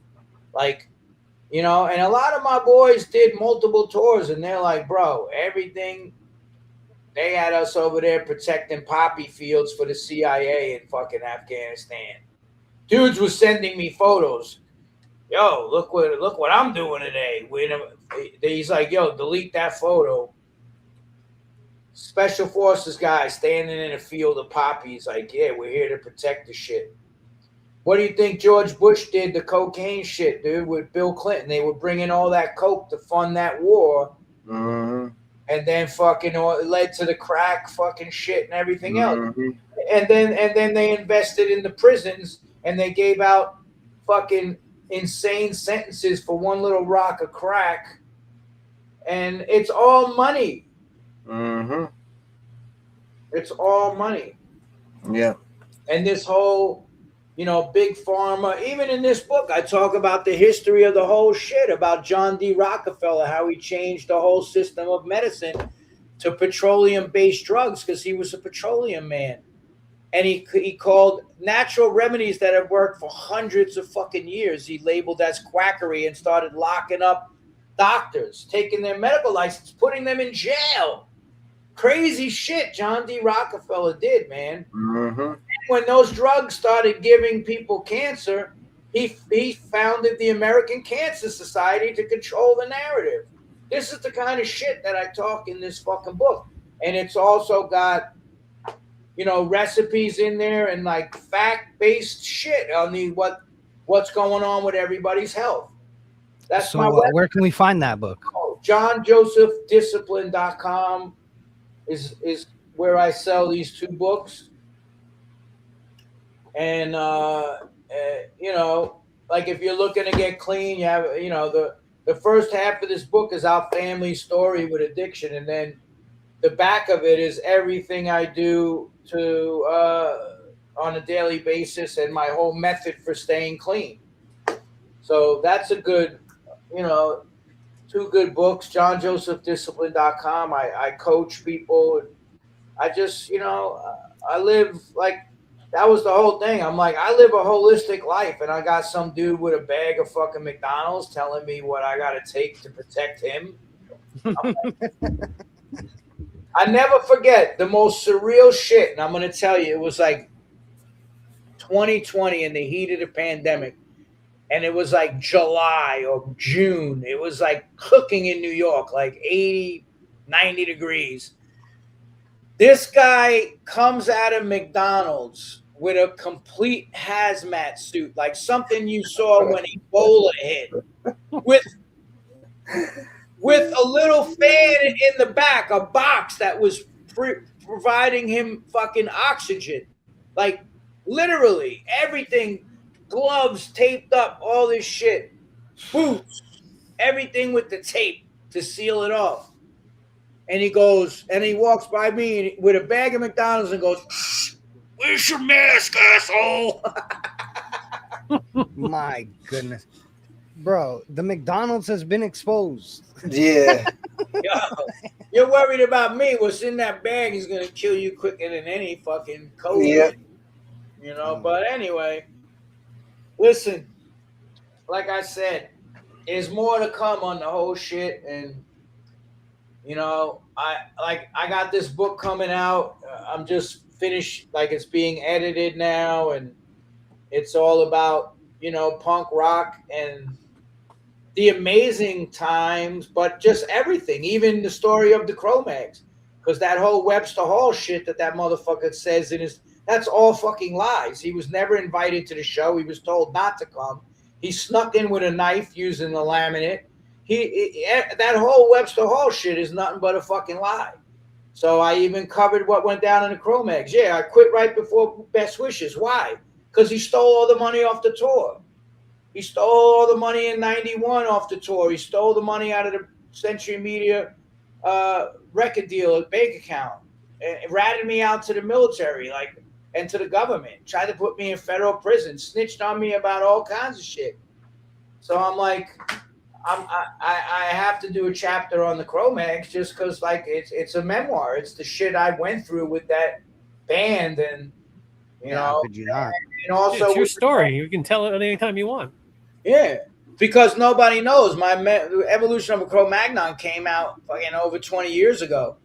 This dude hit me yesterday. He's like, he's a BMX racer, dude. Cool dude, all fucking tatted up, diesel. He's like, yo, I just saw that fucking thing and what he's saying about Webster Hall. You set him up. And I was like, dude, that's complete fucking bullshit.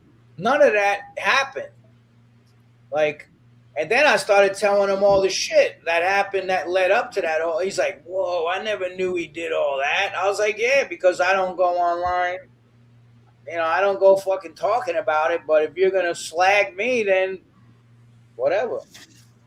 But, I don't focus just on the negative. I just tell the story as it is. There was great moments in the Cro-Mags too. And same thing working with the Bad Brains or, just all the things that I've seen in punk and hardcore, the amazing times, and how business infiltrated the scene and it became a commodity. And I think that destroyed a lot of that DIY spirit that we had back in the day, man. It was phenomenal because we didn't get censored. We could say whatever the fuck we want. I didn't have a record company saying, no, you can't really put those lyrics on your record or whatever the fuck. Or, if you say this, Live Nation's not going to book you. So, you have to watch what you say. Fuck that. We don't have to watch nothing. We should be able to say whatever the fuck we want. That's fucking free speech. That's punk rock. And that's what I've lived by. I'm not gonna bite my tongue for fucking anybody, man. Oh man, and honestly, when COVID hit, I had people, good friends of mine, say, "Listen, man, just fucking keep quiet. You worked so hard on your platform and your whole brand over these years with your books and everything you're doing. Just fucking." I was like, my brand is speaking up. Have you read any of my fucking lyrics for the last fucking 40-something years? It's what I write about. That's why we canceled that fucking European tour because the agent was like, look, man, just, make a statement, an apology. I was like, I'm not apologizing for shit. I said, you know what, dude? For you to even be saying that, to keep quiet, you're trying to censor me, cancel the fucking tour. I canceled that tour. I'm not working for anybody that's trying to tell me I got to keep quiet and don't talk about corruption. Exactly. When the fuck did anybody ever do shit like that years ago? Now you have to be quiet. People still won't talk about it. I asked people to give me quotes for the back of this book, and a lot of people turned me down. Weak knees. Well, they just they don't want to piss off their bosses. Well, they're also like, yeah, you still got a target on you there, buddy. I can't publicly show any unity with you. And I'm like, all right, whatever. I don't give a fuck. That's the whole thing. I grew up in the foster homes, but I grew up in the streets by myself. I was in lockup by myself. I don't care who's in my camp and who ain't. I'm gonna say what I gotta say, and if it gels with you, fine. If not, keep it moving. What am I supposed to say? Oh, please like me. I'm gonna issue I'm so sorry for what I said. No, I'm not. I'm glad I said what I said. And I'll say it again. And I will say it again. And I say this. All these bands, and you know who they are, that put out all these records over the years, where were they during COVID? Why didn't any of them speak up? Punk bands, hardcore bands, metal. You have motherfuckers with Corey Taylor, perfect example. Fucking Mask and Scary. And then he says, because he took all the shots, and then he says, some scumbag anti-vaxxer snuck into my show and gave me COVID. I was like, slip and fall on your fucking brain. You took all those shots and still got COVID, and they told you were protected. So who's that? This is the type of shit we all had to deal with, though. But how does he know it's an anti-vaxxer? That's what he said. He honestly, and look at Jello Biafra. He posted a picture of an open drawer at a morgue in 2021 and said, anybody that doesn't take the vaccine, that's where you deserve to be. This is a guy that wrote a song called Government Flu. Yeah. And you need to watch, because karma does not lose an address. When you wish harm on people, you know, he just had a stroke. He had a stroke. Yeah, he's just coming back now from that. Yeah. And what is one of the side effects of the shots? It's in the Pfizer fucking trial data. Strokes. Mm-hmm. Oh, but he didn't get it from that. Yeah, okay, we know that. Yeah. And all these little kids that are getting fucking cancers that 70-year-olds get, it's not from the shots either. It's everything but the shots. Doing all this shit right now. And, you know, I just say, like, for my, like, this, see, for me, it wasn't just about being punk rock. I put out books on health and government corruption within the CDC, FDA. So it was natural for me to be like, I'm going to call this shit out. It's not my first rodeo. People that think I suddenly turned into this person, like, I've been talking about this shit for decades. I heard about Codex Alimentarius in 1981, how the pharmaceutical companies would try to take over all health. They tried to pass that shit in 81.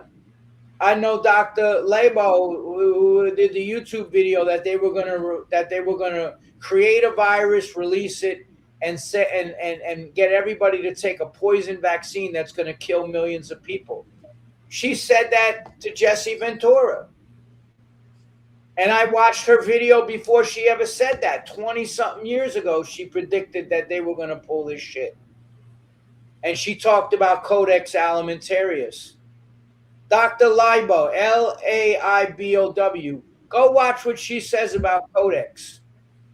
Because that's what we're seeing happening right now. Yeah. And I even wrote about it in my book, Meetings for Pussies. I did a whole thing on Codex. So for anybody to think I was going to do anything other than what I did, is they're fucking absolute fools. Well, because, you know what we say in the streets in New York? Don't talk about it, be about it. You know? Take action, motherfuckers. That's what it all comes down to. It's too many armchair philosophers and shit. They don't get out there and fucking do the work. I'm a working motherfucker. I'm up. You ain't out hustling me. I get up before fucking dawn and I'm fucking grinding off. I'm doing a fucking interview with you guys at 12 o'clock at fucking night. You know what time I got up today? 4:30. Going all fucking day. That's what I do. We appreciate that too. I'm saying, Yeah, my energy goes towards good shit, you know? Absolutely. My energy goes toward, I'm not making the statements I make and the decisions I make through a fucking beer goggles. I'm clean and sober.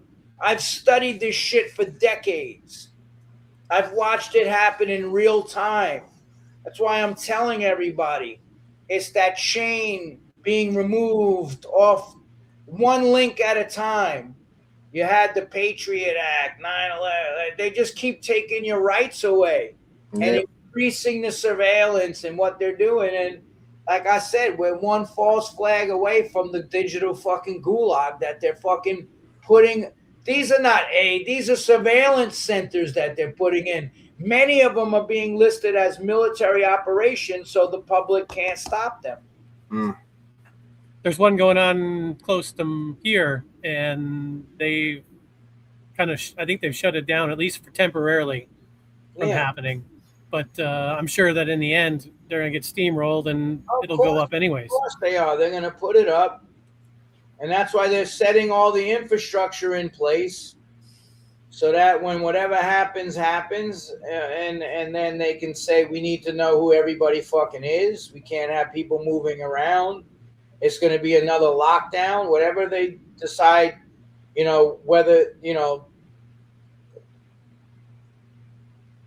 through, you know, I'm talking to some guys that are like, you know, working and going around the country and training like SWAT teams. And they're getting chatter of like coordinated attacks being planned by, you know, like, and I watched this guy was a former Ranger and he goes, yo, if you killed my family, I would do everything that I had to do for as long as I lived to get my revenge on you. You can't go over there, and I didn't have nothing to do. I was against everything they did in Iraq and all of that. But you can't go over there and level that place and kill all these fucking people and then just open up the southern fucking border. You don't Right. and one guy goes, he was on a terrorist watch list. He's like, you don't know who I am, but soon you're gonna know exactly who I am. And then he was on a terrorist watch list. But it's like, Do you think if they tried to do this again and pull the lockdown and this that it would go as easy as the first time? no, because they're not gonna do the same thing. It'll always be something different. You had 9/11 and and then you had COVID. What's next? What's next? The EMP shutdown of the grid and coordinated fucking terrorist attacks. What are they going to do next? Whatever it is, it's going to be like, we need to know who everybody fucking is. That's how they're going to implement. Trump is the Trojan horse, and he got a lot of the patriots fucking fooled. But he's not the guy that everybody thinks that he is. Some of these people think he is. And I think he's like godlike. you're going to see in the next 2 years crazy shit go down. My friend works with this organization, and that's what he told me. He's like, and he's going around training the SWAT teams. And he was, spent 20 years in the special forces. And, I'm going to take his word for it, and, whatever. Look, if you believe that a bunch of guys with box cutters pulled off 9/11 and the guy was able to fly a 747 10 feet above the ground when he couldn't even fly a fucking Crop duster. small plane simulator, and you think that he was able to pull that off, 7 World Trade, look how that shit came down, man. Yeah. And they announced it 23 minutes before it fell on the BBC. And my friend saw Giuliani on the fucking street after the first 2 towers, right? And that day. And he's a photographer, filmmaker, but he's also like one of us. Like, he's calling shit out. And he goes, why aren't you in the $1 billion command center that they built in 7 World Trade? He never went into that building that day. Giuliani. They built an emergency response place in 7 World Trade, and I don't know, they spent crazy money on it. And it was the command center in it for an emergency. It had everything in there. He never went in that fucking building that day. And I wonder why. Why aren't you in 7 World Trade? I wonder why. He had the memo. Yeah. Yeah, you saw him. He's probably a freak of fucking nature too. You saw him when he dressed up in drag with fucking Trump and all that shit. They got dirt on all these motherfuckers, dude, and they're just blackmailing the fuck out of them. Sacha Baron Cohen exposed him when he tried to get the underage girl to have sex with him in the hotel room. Who did that? Sacha Baron Cohen. Oh, but who was it? Giuliani. Yeah. Yeah, I believe it. And like, everybody didn't have to go to Epstein's Island.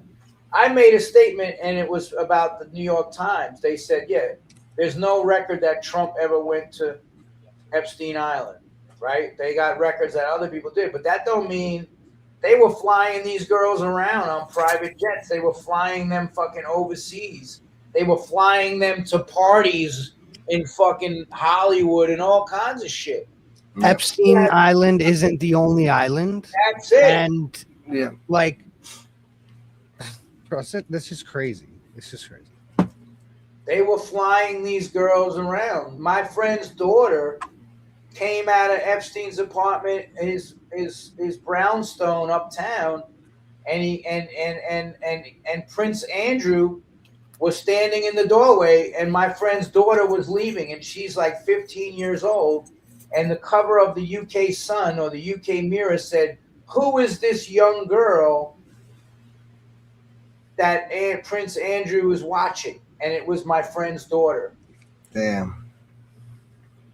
And I sent that to Joe Rogan, and he was like, "You think you could get her to come on?" I was like, "Dude, they're so in fear of their lives. Oh yeah. They set them up with property over here and a farm in like horse country that's worth millions of dollars for them to keep fucking quiet on what they went down." Yeah, of course. Of course. Well, Oh, John, you know, it's been a pleasure, John. Keep up the good fight and exposing the facts and truth out there, because we need more of it out here. you know what, dude? Like I said, if you're still asleep at this point, there's no hope for you. And that goes for all you people calling me an anti-vaxxer or a conspiracy theorist or whatever the fuck, right wing. I ain't no wing, motherfucker. I'm the wing of fucking truth that doesn't fall for any political fucking taking fucking sides and all this shit, this WWE shit they got going on. And Yeah. the fact that the punk rockers fell for that shit is like, you know, and the metalheads with all their explosions and blood and, you know, what's that band that fucking drenches in fucking goat blood and shit from Europe? They stink. They're fucking hiding under their table with masks waiting for the shots. I'm like, what the fuck is wrong with you people? Yeah. You know, it's like, wake the fuck up, dude. These people are not your friends. They wouldn't piss on you if you were on fire. So don't turn on people that actually care about you and are trying to put a message out there. Don't shoot the messenger. Why are you still mad at us? Why don't you have that same level of hatred toward the motherfuckers that did that shit to you? That's the question you should be asking. You know? Just ask questions in general, but definitely ask that question. But just ask questions. You should always question everything. That's it. And when you ask questions, eventually you're going to get the answers, you know? And if you ever stop asking questions, that's what the Vedas are based on. That's the first sign of intelligence. When you say, who am I? Where have I been? Where am I going? What's life about? We're supposed to be asking questions. What the fuck am I doing here? You know? Exactly. But like, they shut down anybody from going into church and religious centers, but you were allowed to go into McDonald's or Walmart's or go get a bottle of booze. That's okay. But we're going to shut you down if we consider you non-essential. Yeah, say those were essential. Liquor stores. You know how many of my friends, dude, my friend Aaron, my trainer, and Rick Ritchie, they took a loan. They opened up this healing center with fucking, you know, red light saunas and all this amazing shit. They spent their life savings and they fucking lost their business. You know how many people I know lost their businesses? It was a lot. Dude, I go to New York, there's thousands of fucking empty storefronts everywhere. Thousands.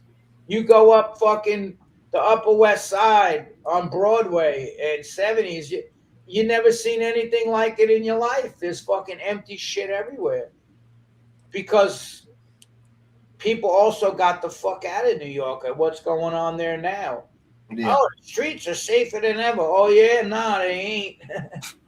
So, you know, like, understand the people in the government and the media are not on your side. You know, and that's just, we always knew that. Never have been, and they never will be. Always knew that. We always knew. Everybody, Jello Biafra, where's all your songs? He was telling people he's a big disappointment for sure. He made a post. If you know anyone who was at the Capitol on January 6th, report him to the FBI. My goodness. You know, do I agree with whatever the fuck happened? No, but would I ever say rat somebody out to the feds? Right. I'm not a snitch. No. The fuck? That's crazy. You know, it's like, dude, all your messaging over the years, and then, you know, you had so much hatred toward the unvaccinated, and look what happened. You know, you you got a reaction, and that's what happens. It's karma, man. You can't wish fucking harm to come to people because it's gonna come to you. Exactly. Look out! It's a bomb. It's beeping. All right. Hey, I know we weren't supposed to go an hour, but It's all right. We had a good Oh, time. that's good, man. We appreciate it. For I'm sure. gonna throw a big thank you out to Don Foos for helping us Don facilitate this. Don Yeah, Foos, Foos. did he ever tell you the story about when I first went on tour with him and I gave him a Krishna book and all that? It's fucking. Yep. Yeah. Yep. Don does a lot to help people, man. He did a food program in Cleveland and got recognized by the mayor. We've had multiple people on who have nothing but the highest He's one of the things to best say about human him. beings you'll ever fucking meet, man. Every time we came through there, he would make the whole band a fucking meal, and like, he's just an amazing guy, man. He's one of my best friends. I call him up and every other day. We laugh about shit. He sends me stupid memes, and we both fucking we both have a fucked up sense of humor, and that just goes to show when you just take into spiritual life, you don't lose your identity. It's like you're just adding to what you had. You don't like become a fucking robot. You know, it's like he's the same twisted motherfucker that he was. He's just into yoga and meditation now, which is amazing. You know, All good stuff. hey, good talking to you guys, and Thank you, John. Yeah. to everybody, thumbs up. Keep To all the fighting haters, I love you. All right, later, Peace. guys. All right.